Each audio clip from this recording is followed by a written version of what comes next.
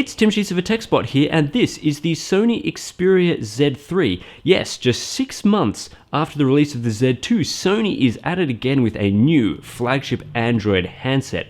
Because of the quick release cycle, these devices are actually pretty similar. We're looking at a very similar design, still waterproof, with the same 20 megapixel camera and a very similar 5.2-inch display and the same Snapdragon 801 SoC inside. So why would you buy this device? It seems like it's too similar to the last one. Well, Sony is boasting 2-day battery life with the Z3, which is a very impressive claim for people constantly wanting better battery life with their smartphones. So let's put that to the test. Before I head straight into the review, don't forget to check out our unboxing and preview video right there if you happen to miss that. And don't forget to subscribe to this YouTube channel because we will have a full review of the Xperia Z3 Compact, the smaller brother to the Xperia Z3, in the coming weeks, so stay tuned for that. But this review, of course, is about the Xperia Z3. And first up, its design is quite similar to the Xperia Z2 and the Z1 and also the Z. They come with the same Sony premium design that I've liked ever since the start. It's a fairly minimal design with not much going on the front or the back. It is a quite large handset because there is a 5.2-inch display on the front, and it's not helped by fairly sizable bezels to the top and bottom, making it quite a bit larger than the Galaxy S5. But it is thinner and lighter than the Xperia Z2, with Sony managing to shave a full 1mm off, which doesn't sound like much, but actually makes quite a difference to how portable this device is. It's also around 10 grams lighter, which is always great to see, especially considering it packs in a battery that's still 3100 milliamp hours.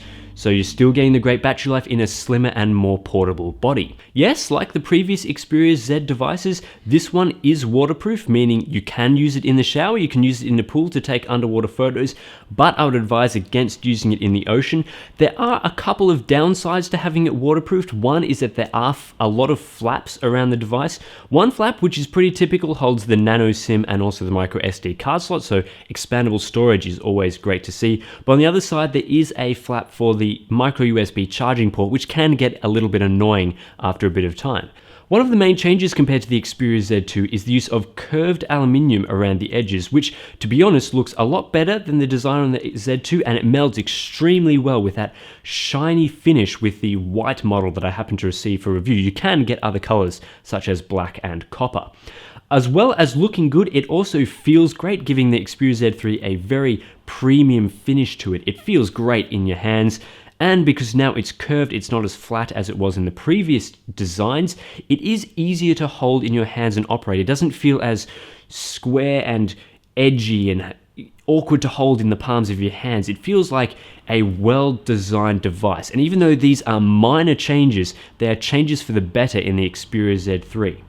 Another thing that's changed for the better, and this mightn't be so obvious looking at the spec sheet of the Xperia Z3, is the display. Yes, it is still a 5.2-inch IPS LCD, and yes, it still comes with a 1080p resolution, but the display is actually different compared to the Z2.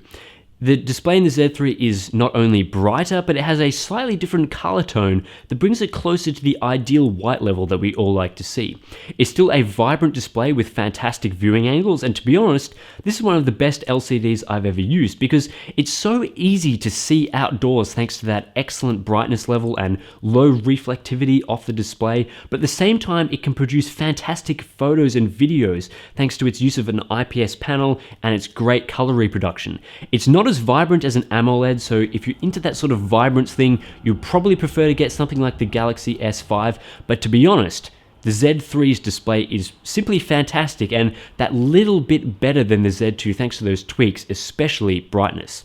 When it comes to the resolution, we're still looking at 1080p, so there's no upgrade to Quad HD, but to be honest, I'd prefer 1080p because of the performance and battery life reasons, and it still looks great. I mean, text looks fantastic on the Z2's display, there's no doubt about that. Speaking of performance, there hasn't been a great change from the Xperia Z2 to the Z3. We're still looking at the Qualcomm Snapdragon 801 SoC. The clock speed on the CPU has been increased slightly from 2.3 GHz to 2.5 GHz across the Crate 400 quad-core. There's still the Adreno 330 GPU inside, Category 4 LTE, Wi-Fi 802.11 AC, and in this particular model, 16 GB of storage with micro SD card slot expansion. So it's pretty similar to the past device. It's also quite similar to a lot of flagships that are on the market today, like the HTC One M8, the LG G3, and the Samsung Galaxy S5, just to name a few. So the performance you get around the operating system is, well, it's perfectly fine. You'll run apps quickly like you'll expect from a flagship. You can play games on maximum settings on that 1080p display. No troubles whatsoever there. It's generally a very fast smartphone to use, and that's exactly what you'd expect from a flagship. But the main thing that the Sony Xperia Z3 has over its competitors is battery life. Yes, the battery is slightly smaller in the Z3 compared to the Z2 at just 3100 mAh, but you can genuinely get 2 days of life out of a single charge on the Xperia Z3, and that is quite some feat. And I'm not talking about just some light usage going day to day. I'm talking about my typical smartphone usage that I'd use on any other phone that I've tested, using it as my email platform, for social media, for some gaming, for some reading books and articles online. These are all the things that I use when I'm testing a phone, and the Xperia Z3 delivers 2 days of usage on a single charge. I don't even have to worry about turning the phone off overnight. I can just leave it on my bedside table, not plug it in, and I'll have a second day's worth of usage ready to go. So if you're after a smartphone with actually decent, fantastic battery life, just stop this video now and go out and buy the Z3, because from this year's candidates, the Z3 smashes the competition in terms of its battery life. Moving on to the camera in the Z3, and we're talking about the same hardware as some of the previous Xperia Z generations. This means we're still looking at a 20.7 megapixel exmor RS sensor, 1 over 2.3 inches in size, and with an f2.0 lens. It's also capable of 4K video recording. There are upsides and downsides to keeping the camera hardware the same as the past couple of generations. One of the upsides is that this camera is still very good in strong lighting conditions, meaning if you take it outside on a sunny day, you can expect sharp, vibrant, and accurate images, and that's exactly what you want from a smartphone camera like this. Unfortunately, one of the downsides is compared to the competition which comes with optical image stabilization like the Galaxy Note 4, like the iPhone 6, and like the LG G3, performance in low light, in indoors and artificial light, isn't as good as some of these smartphones. At one point, especially with the Xperia Z1, this camera did have the best performance out of anything on the market, but now that some of the cameras are advancing somewhat, the performance, well, it isn't as good. That said, overall, you'll still get quite good performance from this camera, so I'm not saying it's bad or anything, it's just not the top camera anymore. So while you do still get quite a good camera on the Xperia Z3, there are some downsides related to the camera app which I'm still not pleased about, because there's still issues that have arisen since the Xperia Z1. For one, there are two main shooting modes, Superior Auto and Manual. Superior Auto mode downscales the 20 megapixel images to 8 megapixel, and they look quite good. It has good low light performance and everything like that. However, if you want to take full resolution images, there are restrictions. You don't get as good low light performance because for some reason the ISO doesn't go as high.